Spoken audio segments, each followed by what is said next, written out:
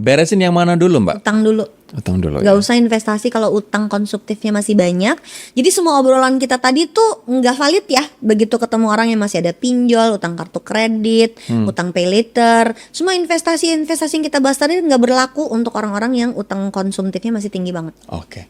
Ini kita di segmen terakhir nih, segmen kesimpulan. Menurut lo, pensiun yang sehat itu yang kayak gimana, Mbak Wina? Pensiun yang sehat adalah pada saat kita bisa mempertahankan cara hidup dan gaya hidup yang kita mau tanpa harus ngutang kemana-mana, nyusahin orang lain, disupport orang lain.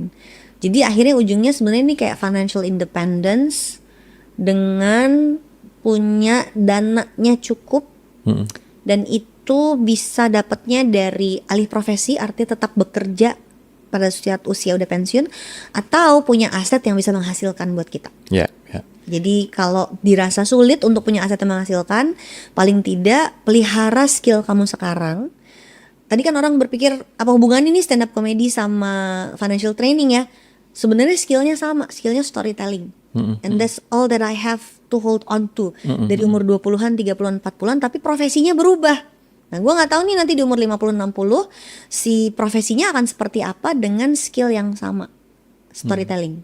Siapa tahu mungkin lo di usia 80, the oldest and the funniest stand up comedian financial Amin trainer, ya, Mbak. tapi gak usah masuk ke platform digital karena nanti takut dikriminalisasi.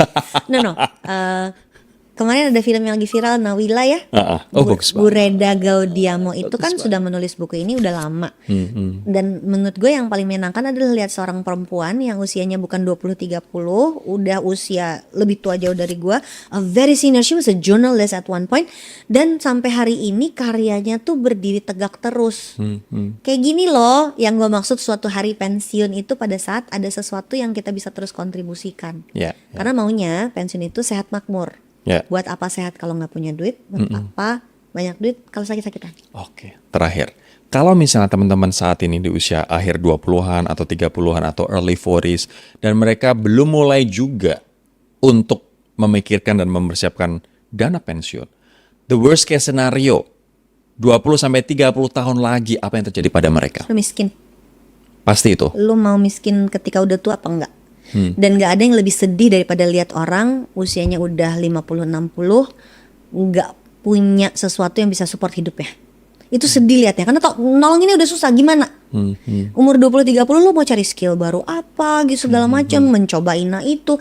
Gue gak bilang umur 50-60 gak bisa, tapi energinya udah gak sama, Ror. Betul. Onderdil badan lu tuh gak sama.